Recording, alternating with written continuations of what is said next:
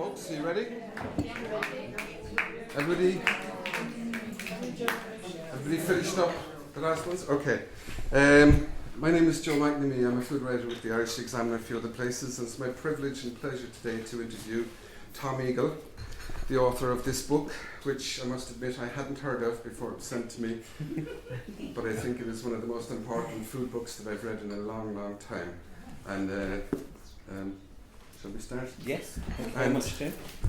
We'll start, first of all, we'll ask Thom just to read a little bit as an intro. Where would you like to I think actually without any introduction, maybe the rabbit one is a little bit of a... It's a bit of a jump. So we'll save the reading for a minute and we'll begin. You'll follow it in time as it goes on.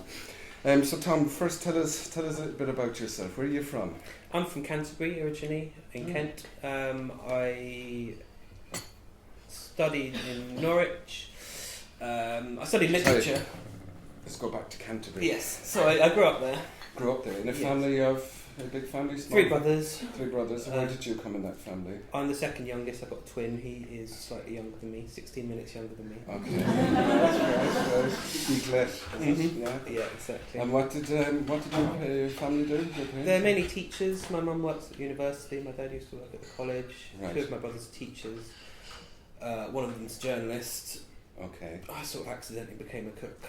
Well, I'm trying to find out, where did you start first accidentally becoming a cook? I always liked cooking, sort of baking and so forth. At home? With my mum and like domestic Was science she a good classes cook? and stuff. Yeah. Yeah, she's a good sort of traditional cook. I remember, I think I mentioned it in the book, just like when I was 8 or 10, like having a sudden desire to cook an entire roast dinner with mum, and like mum sat me down with this timetable that she has, that she's worked on over decades. Like, this is when you put the chicken in, this is when you parboil the potatoes. And yeah, that's when I sort of first really started to enjoy the process of cooking. How old were you then? 8 or 10, right, thereabouts. Yeah. But my dad does a lot of preserving. He's got an allotment and he makes his own pickles and he makes wine out of everything. But so you grew up in a family enormously steeped in food, really, yes, didn't you? Yeah. A lot of traditional practices and and things. Then through your teens, were you still cooking away? Was it? Not really. I mean, I went through a phase of sort of spending all my lunch money on not food.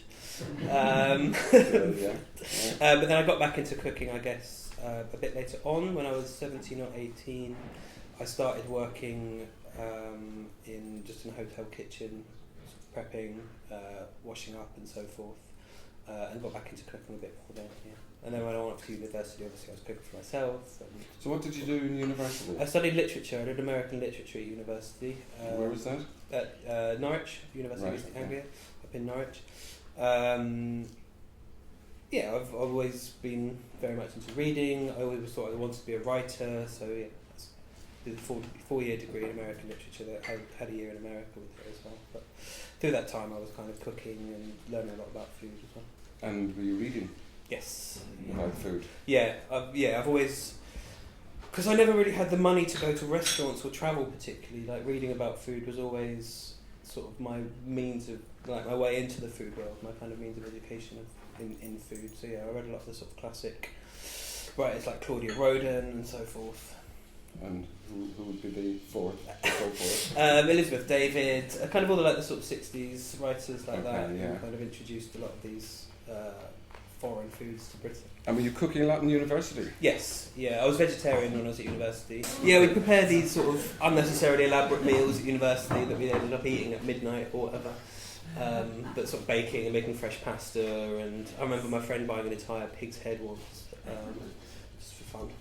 This was quite an unusual group of students. I guess so, yeah. No pot noodles, no tins of beans. Well, we kind of alternated once we'd spend all our money on truffles and fresh pasta. Right, okay. So, when did you start to cook professionally?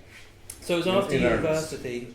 What did you do after university, actually? Did you think I'm going to go out and be a writer, or I'm going to be a chef? Or? Well, I'd always wanted to be a writer, maybe an academic. That's what I thought I was going to do after university. I was sort of gearing up to doing a master's and kind of going into that world.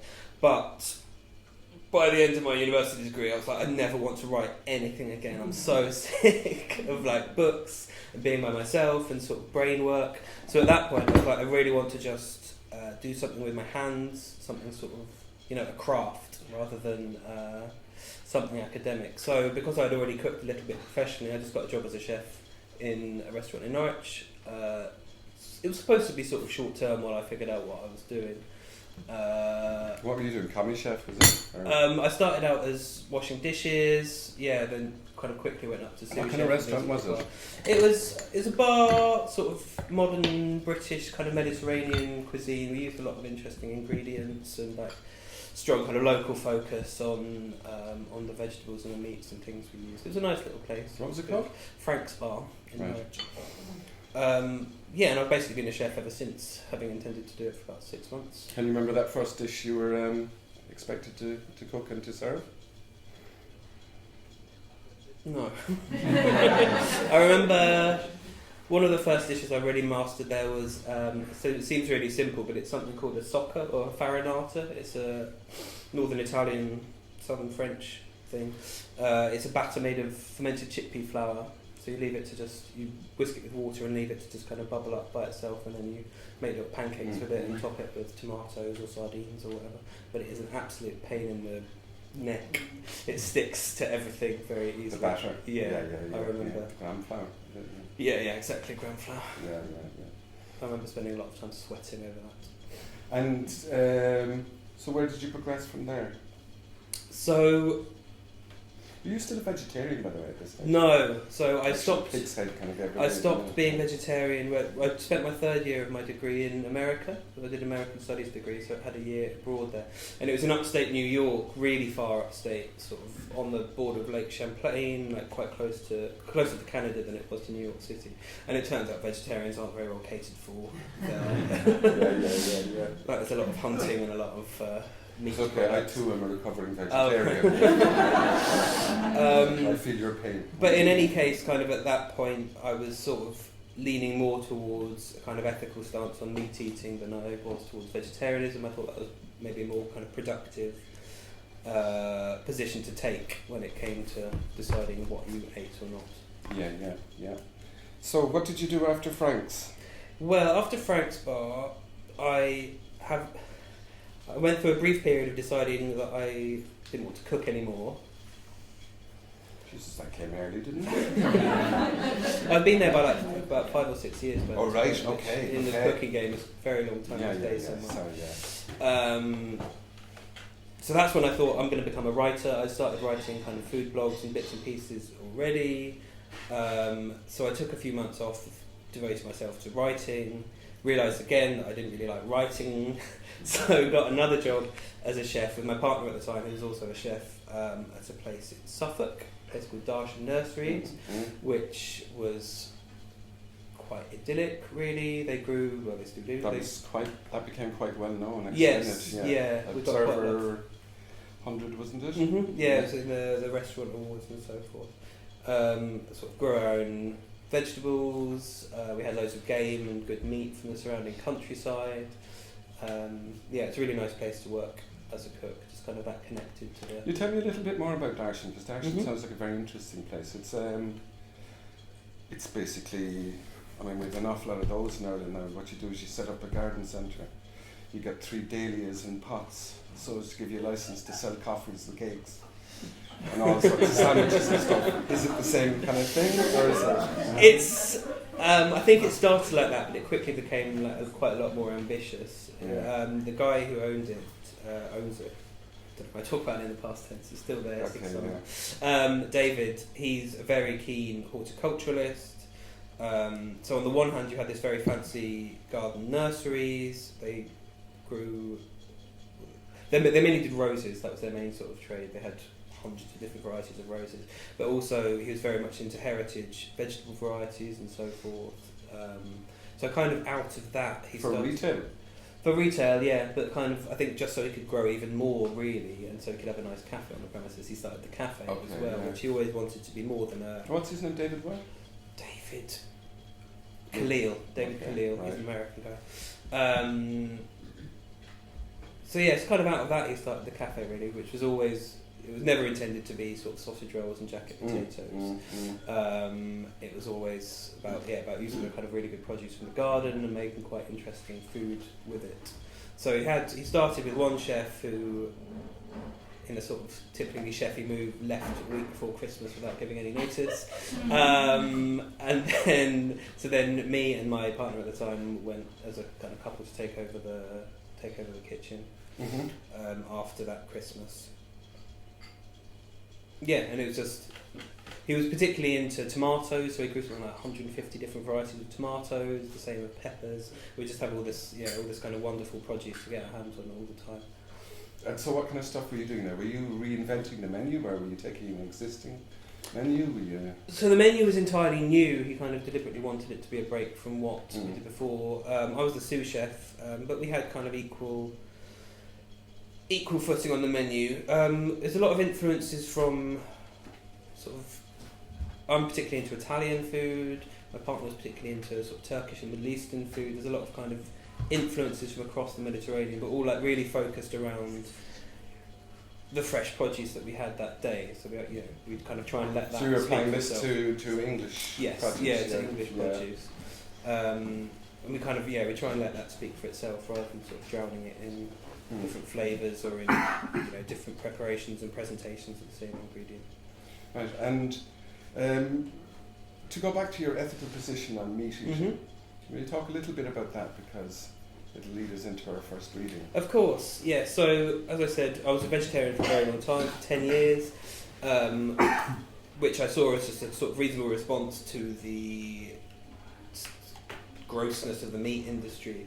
But gradually it came to kind of seem like a sort of protest that wasn't necessarily useful, and it seemed perhaps more of a positive step to take to buy meat that was ethically raised, so sort of free range, heritage varieties, things that are good for the kind of the whole sort of farming ecosystem, and to encourage farmers and producers and supermarkets to kind of stock this kind of meat rather than bad meat seemed like a kind of more positive step than just sort of denying the existence of meat altogether. But you seem to have, what would you think of veganism? I think veganism, it's, again, I see it as a protest that's not particularly useful, and I think it's misguided in terms of, I can understand it ethically. It's people who talk about it in terms of environmentalism, where they're talking about how much better it is to use the land for vegetable production than meat production, but they're missing out. They're comparing factory farming with vegetable farming rather than comparing sort of holistic traditional farming methods with vegetable farming, I think. An awful lot of it's very industrial farming, exactly, monocultures and...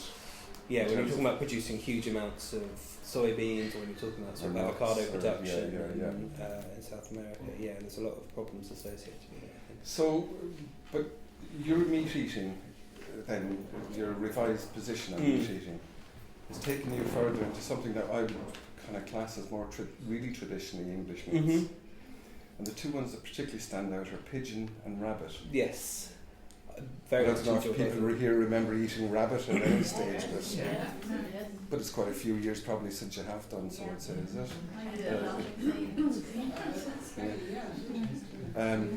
Talk to us a little bit about that, maybe. I've always sort of been interested in traditional game meat, but particularly pigeon and rabbit, because they're the poor person's game. At the one end you've got sort of grouse, which aristocrats kind of run over Yorkshire shooting at, but then you've got rabbit and pigeon, which are kind of trapped or shot. They're counted as vermin in England, so you can trap and shoot them whenever you like.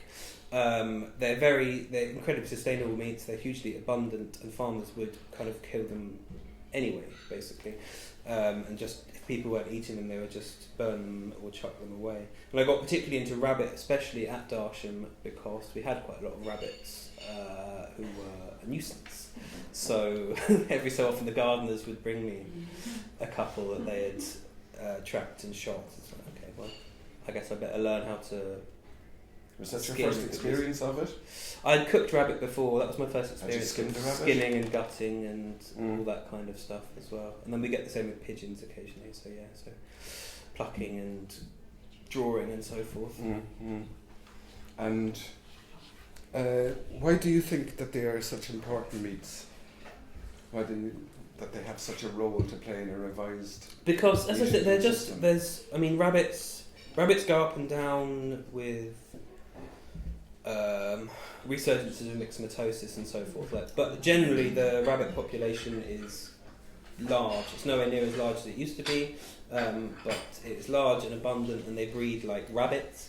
If you're going to eat meat, it's a very sustainable method of doing so, and they exist on land that's wild, essentially. They're a way of sort of getting meat without really having much of an intervention in the landscape beyond obviously shooting the rabbits. And the same with pigeons. They're everywhere. There's a lot of pigeons.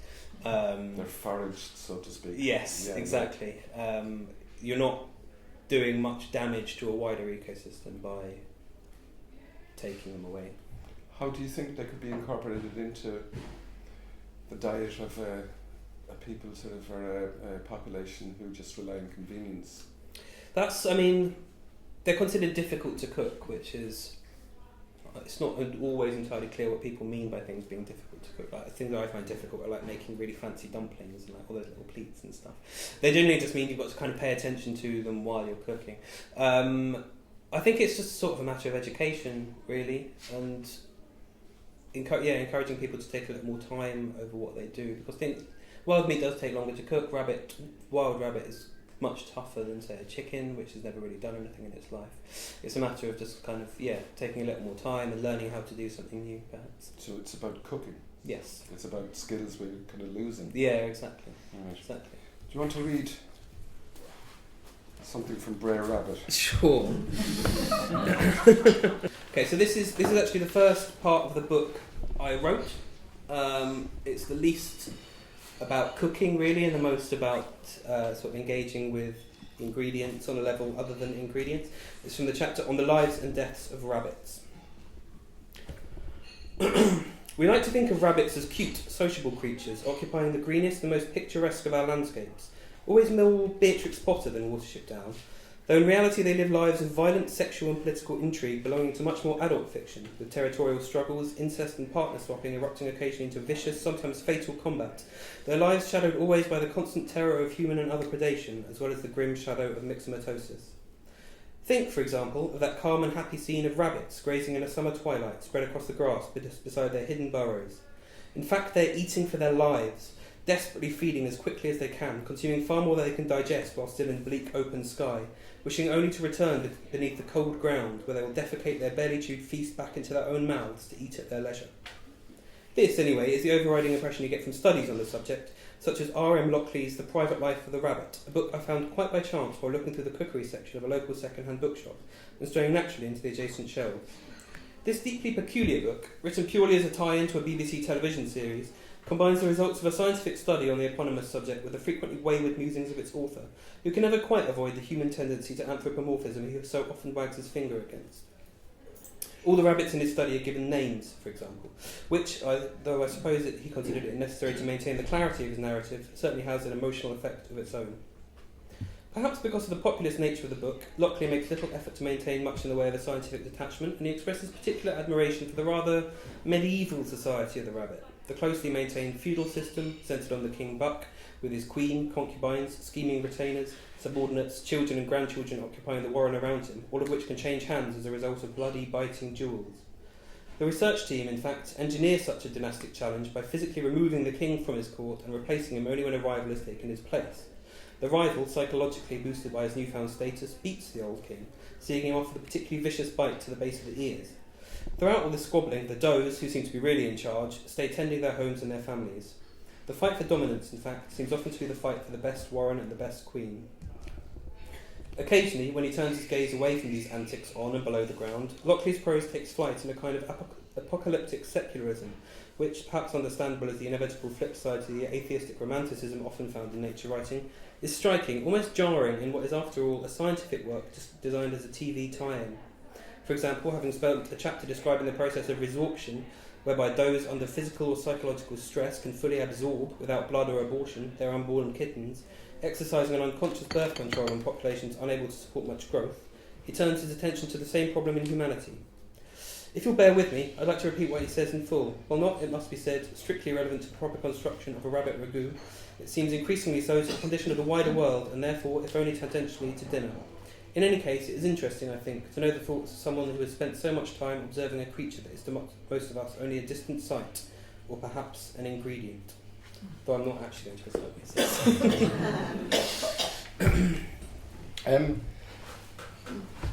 Is this a cookbook? Arguably. Argue for it being a cookbook, so. It's about cooking. It's not is a recipe book. There isn't a single recipe written as such in the course of the book. What do you mean by a recipe now? As in a list of ingredients and then a list of steps that you take to make it. But in a broader sense, it's about cooking. It does present you with recipes, but they're not given lists.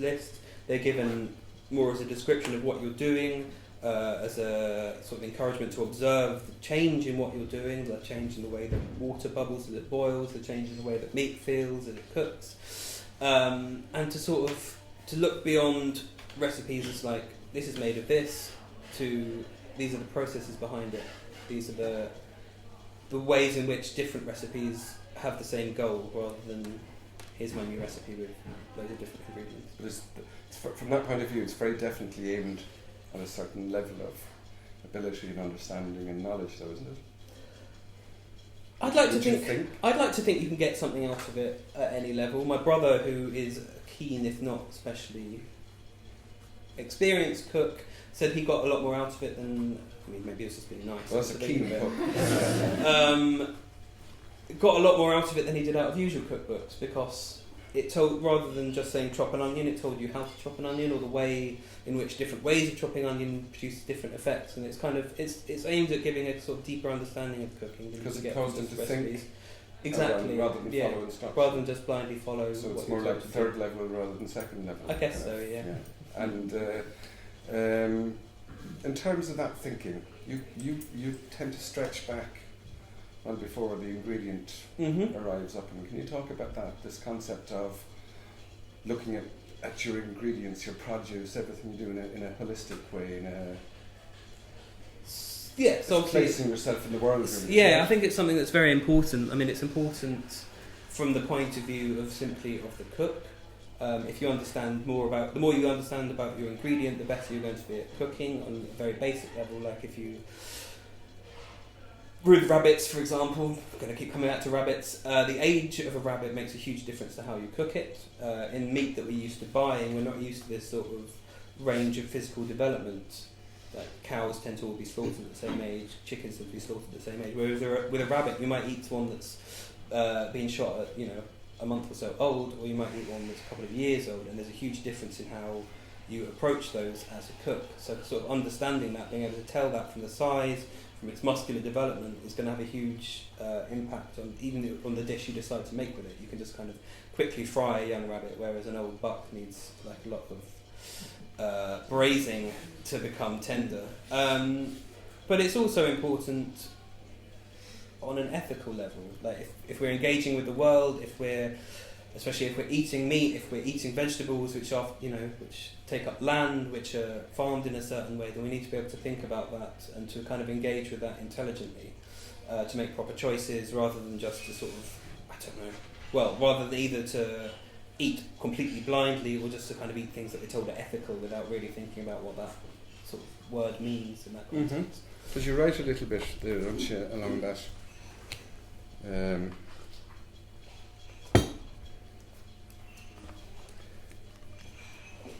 I'd just like you to maybe read from there. From here to the bottom? More slowly. Yeah, of course, yeah. Of course, we all know that the vast array of vegetables and fruit constantly at our disposal from supermarket, corner shop, and even from the more traditional greengrocer is a very modern luxury, the product of a global network of producers and distributors, which annihilates time and distance for the sake of convenience. The idea that even the centrepiece of our meal might be beyond our control, that we might eat whatever we could get, cooked as it needed to be cooked, seems to belong to a much older time, when the cooks huddled together in the warmth of cave or hut as they waited, ever hopeful, for the hunters to come home. This has, of course, been the case for the greater part of human history, It is likely, in fact, that the current era of consistency and convenience will come to be seen as a blip, a strange, decadent moment during which we lost the ability to properly look at and consider the ingredients we had to hand before we began to cook. It is easy to see how the decadence starts, though. The greater the consistency of our ingredients, the less we have to think about cooking them, and the more we can do so by rote or simply from memory rather than by observation, and so the less we need to care or at least understand about the lives of these creatures that we choose to eat. And why should we be willing to put much effort into cooking something we don't care about? So it goes on, and we move further and further away from the point where we could simply look at a piece of meat, or perhaps even a whole unbutchered animal, and say how it might need to be cooked, in what medium, over what time and temperature, how the muscle will shrink, how many the flesh might feed. To put it another way, we have, under the current system, no particular reason, or at least no incentive, to think about the things we cook and the lives they lead before they end up splayed on our chopping boards, in our fruit bowls, or lurking semi-frozen at the backs of our fridges. If the few notes I've collected here have any purpose beyond sharing a few thoughts on the planning and cooking of a simple spring meal, one to share perhaps with family or with close friends, then it is to offer such a reason, or perhaps to suggest, as an incentive, that we don't really need one, or at least once we've started, we don't need a reason to carry on. Once you begin to look at such things more closely, it swiftly becomes its own reward, and to meander slowly through the complicated ancestry of a particular preparation of sardines, say, the convoluted journey that the chicken has taken on its way to being the most popular meat and the most populous bird in the world, or the secret lives of the common rabbit, seems the most natural thing. Why do you think it's a decadent blip? Because I think it's a blip because I think this sort of current era of convenience and prosperity is very... We see it as a sort of high point that we're maybe kind of moving up through, but I think it's a very short-lived thing, really. We realise with farming methods that are not sustainable that we can't continue to kind of consume meat and to treat the planet in the way that we do. So I think, yeah, it's just a little blip, and we're going to have to quickly go back to sort of older methods of... Quickly? Yes. Go back. How will we manage quickly? I mean, one of the things about convenience, what we have gained in convenience, we have traded in ignorance. To go back quickly, to go back at all, is going to require a huge sea change in all our personal shopping habits, our personal eating habits, our cooking habits, our knowledge, how would you propose doing that, or what? How could you? Are you just putting the idea out there? No, somebody else run with it? I agree. It's a huge change to make. I don't have a suggestion, especially. I never shop in supermarkets. I don't ever kind of use that kind of convenient produce, but I'm aware that's a very privileged position to be in. Where I used to live in London, there's markets everywhere, there's butchers everywhere. You can kind of afford to make those. Well, you don't even have to make those choices. It's very easy to have those choices made for you. I'm aware it's a huge change to be made, and I think it's important, but I don't necessarily have any practical advice on the matter. Well, beyond people just sort of learning to cook and learning to appreciate. Well, you do talk about things like they say, for example, the future of dining. Mm-hmm. Future of dining out. How will that fit into? I mean, you talk about some people believe it to be at a level of performance or at art, and I have come across chefs who do accept that at a certain level, it moves from just getting your dinner inside you because you're hungry to entertainment and even art. Yeah. I don't have much interest in that very sort of high level of cooking. Because I find it kind of superficial in a way. Why is that? It's very easy to do it without really making food that's even nice to eat, I think, a lot of the time. I've definitely had sort of very fancy meals that were kind of actively unpleasant. And it's rare that you get it... That you were looking to sprinkle salt on. Yeah. It's rare that you get it with both things, with a kind of really good food that also has the sort of performative element. But it's also just... It's an incredibly expensive and a very wasteful way of going about cooking. Like the more... Jesus Christ, sorry. So I thought that was turned on. Right, beg your pardon. Restaurants are very wasteful businesses. Every restaurant I've worked in wastes huge amounts of food. It's very difficult not to waste huge amounts of food if you're... basically, if you're on a restaurant, either you're going to run out of food every night, or you're going to waste a lot of food. It's kind of inevitable. And part of the goal of a chef is to waste as little food as possible. I know there's high-level chefs that do a lot for sustainability, but in general, the more sort of messing around is done to your food, the more of it they're wasting, really. Like if you have a piece of fish and it's sort of a neatly squared off fillet of fish, that means they've cut off a load of the trimming, for example. They might be doing something else with that trimming, they might not.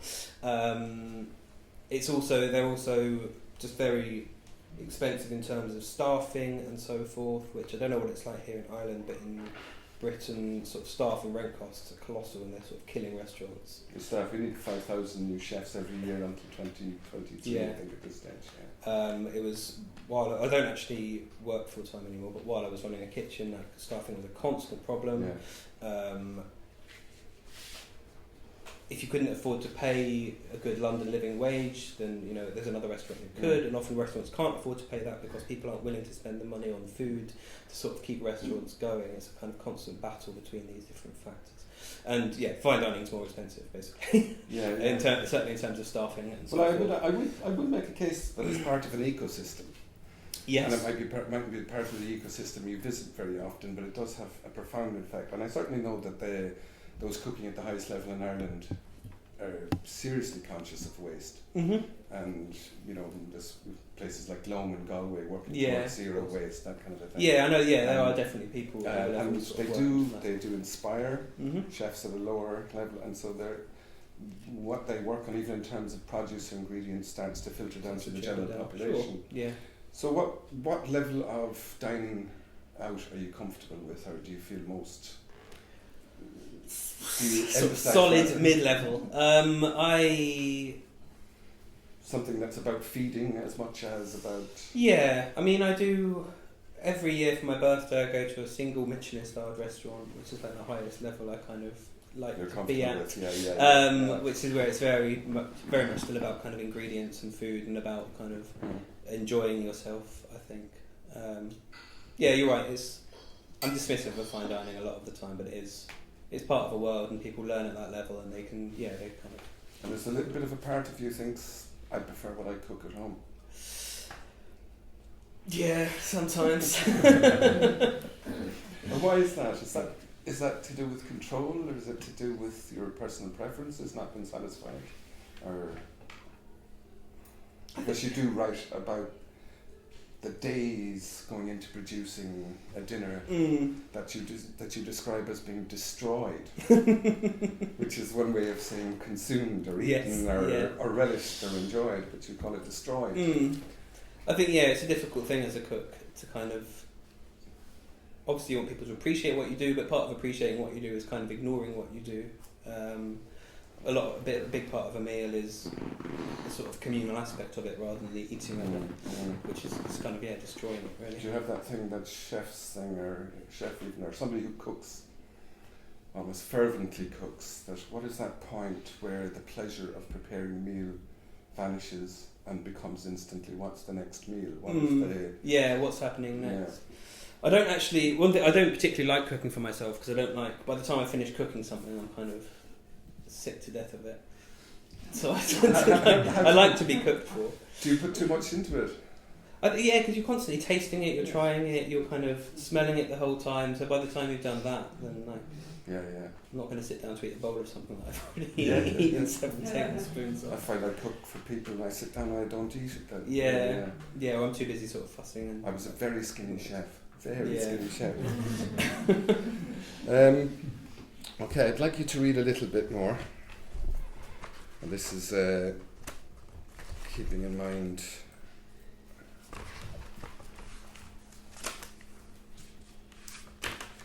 this is a long piece.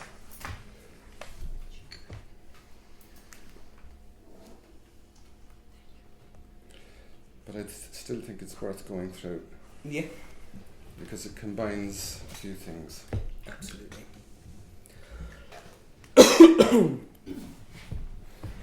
As I was saying, while I like restaurants and I like eating in them, I don't do so to enjoy myself as such, however much I might in fact enjoy myself.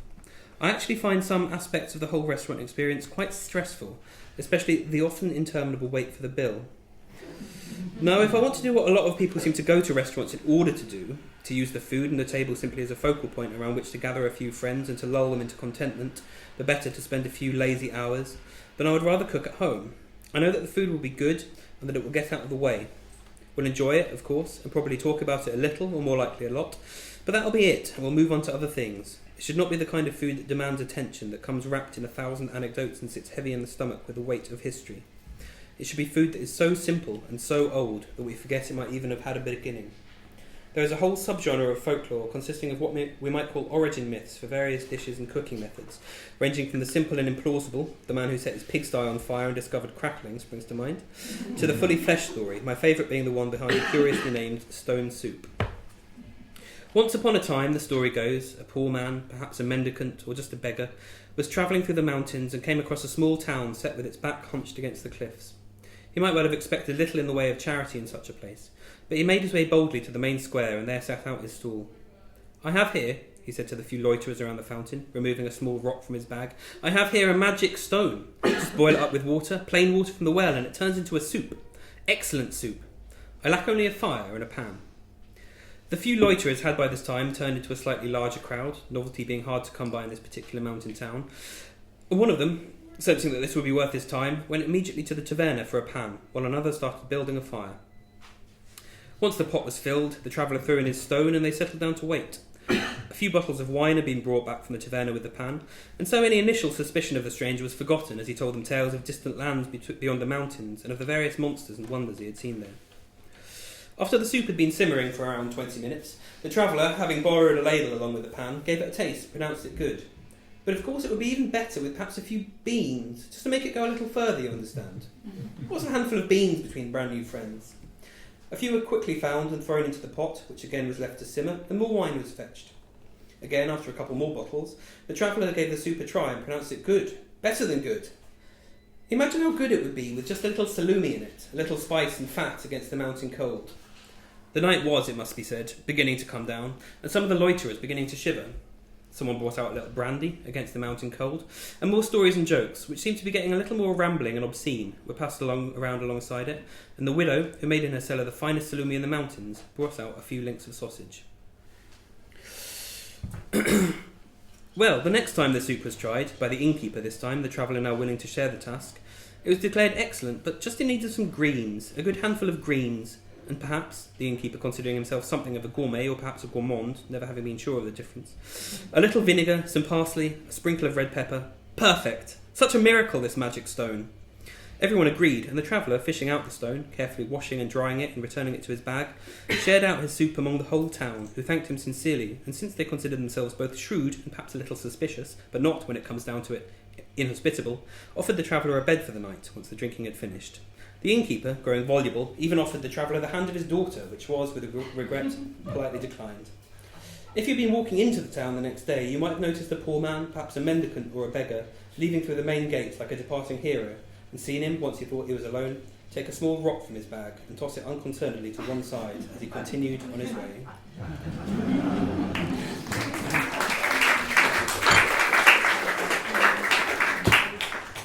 Now, apart from being a very good story, why did you put that in there?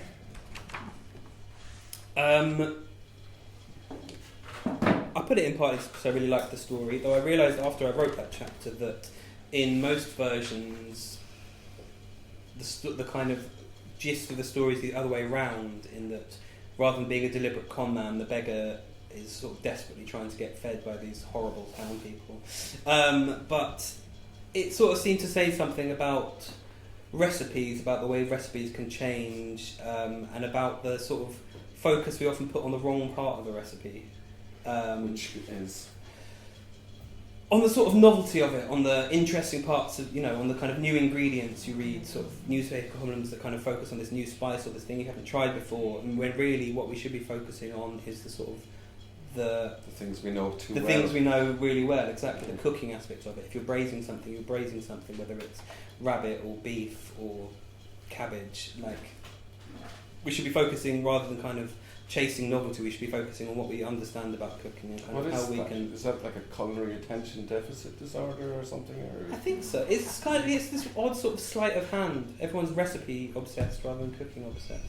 and is that more to do almost like a domestic form of entertainment as opposed to eating as a? I think, partly I think it is. You get all these... But one reason I wanted to write a book that wasn't a recipe book was because there's so many recipe books.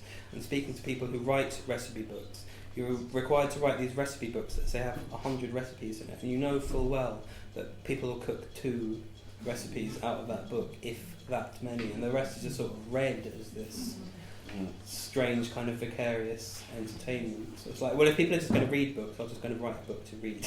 So don't bother with recipes that are not going to be read. Yeah. Do you cook recipes from cookbooks? No, really. I own a lot of I consider a cookbook a success if I follow one recipe from it. Okay. What I do is I get a lot of ideas from cookbooks, but I won't kind of necessarily follow a recipe from start to finish. I'll read a recipe for. Again, because I sort of know what I'm doing, I'll read a recipe for a braise and think, well, that's a braise of this, it's got this and this and this in it, I know how to make that, I don't necessarily have to follow this recipe. Because your knowledge is very apparent, it leaps off the pages at times, that you have a huge breadth of knowledge, of cooking knowledge, and of food history, food ethnography, all sorts of things. Is that all your own studies? Yeah, pretty much. I mean, obviously I learned to cook on the job. I've been lucky to work with some very good chefs who have taught me a lot. But yeah, it's mainly just from reading. I read a lot. I've always read a lot of cookbooks, a lot of the kind of cookbooks that have a lot of history in them. And yeah. Okay. I'm going to ask Tom to read another piece, and then we'll throw it open for a few questions, and then we'll click off after that. I don't remember why I was talking about Shakespeare, but leaving Shakespeare aside for a moment, perhaps a better model for practical cookery writing would be one of those picture books with the pages divided horizontally into 3, each representing, from top to bottom, the head, the torso and the legs of various anthropomorphised animals, arranged in line so that you can make one moment a goat with the body of a crocodile and the legs of a pig, the next the majority of a horse crowned with a cockerel's head. Flip the pages idly along, each with a different protein, vegetable or liquid represented, and there you have your ingredients, missing only everything that makes a recipe a recipe. But just because no particular recipe could be considered the final word on its subject does not mean that the results of each experiment in these intermittent stages are not worth setting down. Just because they repeat themselves in the familiar mantras of a nursery rhyme or folktale does not mean they are wasting time. Instead they are marking it, since everything to do with food and with eating, it sometimes seems to me, that bizarre practice whereby to keep ourselves alive we force the decaying remains of animals and of plants into our salivating mouths, is a ritual bound intricately to the hesitant dance of life and death. The comforting tick of knife against board, and behind it the murmur, chop your onion, then add it to the pan with a splash of oil, dice the carrots and the celery and add these too, can act with the stove barely even on as a spell to keep out the cold and to occupy fully the long hours before the final dark. What about that, Delia? Okay, we're going to do some questions, and then I'm just to close it off, I'll ask Tom to read one last little piece. But does anybody have questions? Anybody looking for rabbit recipes? I'd just like to say, I think this is a fantastic book. I think you're probably ahead of your time, or maybe a nicer way to put it, you're in the vanguard. So could you say that a little bit louder there, Tessa? That I think Tom is maybe ahead of his time, or a better way to say it is he's in the vanguard. But it's very thought-provoking and beautifully written. I'm curious, you say you work part-time still as a professional chef, and I'm curious to what extent have you been able to bring these ideas to that, or how compromised are you, or I suppose how difficult is it to really make this real professionally? Actually, I'm not working as a chef at all at the moment. I've taken the summer off to write. I'm living in Sicily and writing, which is quite nice. Poor thing. No, I agree. It's difficult. It's all very well to have all these ideals, but it'd be quite hard to sort of bring them to bear where you work. I've been lucky to work for some very good bosses, really, who've got the same sort of ideals with farming practices, with kind of produce we use, with the quality of meat and so forth. But I think inevitably in restaurant cooking there's always, because so much is about the bottom line really, unfortunately, there's always kind of compromises you've got to make in order to kind of work professionally. But there would seem great potential in rabbit as a, because if it was in profit as well. Yeah, absolutely. Yeah, it's something that I do. Yeah, encourage people to try it, to cook with it, and I think it's something that restaurants. Rabbit skin doggy bags then when you're going home, no? I think a cultural thing. Sorry? Rabbit is a cultural thing. I live in Spain. We eat a lot of rabbit. Of course, yeah, and in we France they cook do it as well. Yeah. Once or twice a month at least. In lots of different ways, especially stewed rabbit. Mhm. So casseroles, that kind of thing. But I've had English friends that sometimes have called me. I was a cook, chef. And what are you cooking today? I'm cooking rabbit. You are not cooking rabbit. Oh, that's horrible. Why are you doing that? Poor bunny, and it's like, this is very much a cultural aspect. But very recently, I'll go back to an evil cow, so It's also very sad in Spain now. People are beginning to go towards convenience food. Yeah, absolutely. And I think restaurants have a kind of responsibility to kind of encourage, introduce these things to people, not to just play it safe and serve chicken breast and ribeye or whatever. To kind of serve these different meats and show people that they can be it's accessible. Very healthy meat as well. It's very low in fat, very high protein. Yeah, absolutely. Yeah, and until it's quite recent that everyone ate rabbit in England. It was only really with the introduction of myxomatosis that sort of completely decimated the wild population that people really lost trust in it, which is I think I mentioned in the book, it's like there's another writer who really regards it as an act of almost sort of class war against the rural population, because they had this larder that was sort of theirs for the taking, and it was destroyed because it was easier for farmers to do that than it was to trap rabbits and to have removes yet more rabbits. control of the diet. Yes, exactly. It's all to do with time as well. Yes, it's the time. How much time you're prepared to allocate to your cooking. Mm-hmm. But Tom, do you have any ideas on how people may be made to cook simply again? I personally feel that a lot of the cookery programs and food programs which we have in the media are so complicated. It's the master chef level that they're mystifying cooking, and that what we actually need to probably go back is to some of the programs around the 1950s. Yeah. Or cooking in schools, because people don't seem to the idea of how to make stock and to buy a chicken and make soup. A lot of TV cooking's really on the it's something like MasterChef. You're not really watching it to learn about cooking. It's an entertainment program, really. And I agree. I think cooking in schools is a huge step that needs to be taken. I think there's some measures towards sort of bringing it back a little bit in Britain is a lot more progressive than here. Right. Yeah. Because it all just sort of went. I remember when I was at primary school, we'd have these cooking classes, but I think we made like jam tarts maybe, and just kind of there wasn't yes, yeah, not the kind of, like you say, things like stock making and soup making and the real kind of basics that then you can apply to everything else, but not these kind of fancy single use recipes. They're kind of basic skills. Do we have any more questions? I had a gastric flu earlier this year and I couldn't shift it, and the lady that I buy my vegetables from told me that I should not wash them before I cook them and talk to them Right. and then cook. But the gastric infection cleared up. So have you ever heard of anything like that? No. That's a whole wormhole there that you're opening up. I'm presuming they were organic vegetables. As I was preparing them, it was all about the process. Right, I see. About handle them and touch them and Which is not unrelated to the consideration you exactly, give to kind of taking the time, and I mean, there's a lot of stuff that's being written at the moment about our kind of microbiome and our gut health, and a lot of that's to do with just kind of organic, with better farming, with not washing and bleaching everything so much, and with kind of handling. And she was saying that what was in the soil would remain in the vegetables, and then that would help clear the infection. Mm-hmm. That does make sense. I wouldn't necessarily say talking to them. I'm sorry, just waving. Do we have any more questions? Will I ask Tom to read his final piece? Final piece? And there are books. I'm There are sure books. Tom will sign. Of course. There are books and his writing wrist is ready. No. So I thought this would be a nice little way to finish this out. Okay. Sorry. There are people I know who consider cooking, at least at the level of so-called fine dining, to be an art form and speak with the appropriate language of its movements and its meaning.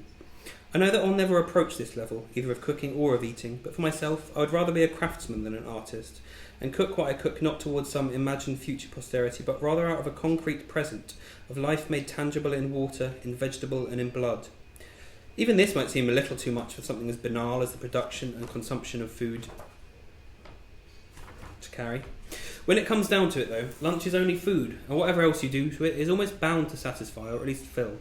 If it doesn't, there is always dinner, and then breakfast, and then the entire parade can begin again, the whole thing taken, along with these, and perhaps in the end all words about it, with a good multi-fingered pinch of coarse sea salt. This might be obvious to the short order cook slinging hash in a diner, or to the grill cook carving off pieces of dense fatty lamb from a rotating spit, but it should be remembered by anyone who ever picks up a knife and an onion and wonders what on earth to do next. What is the point of searching for an impossible perfection when it rests not in the ingredients, which will change from day to day with the seasons and with the weather, and certainly not in the recipe, which is only a more or less inaccurate account of the various things that have been done before, but rather in isolated moments in the mouth and the mind of the eater, where a forkful comes together with a sip and a word to produce something beautiful, that in a second will exist only as a memory, and before too long will be gone forever.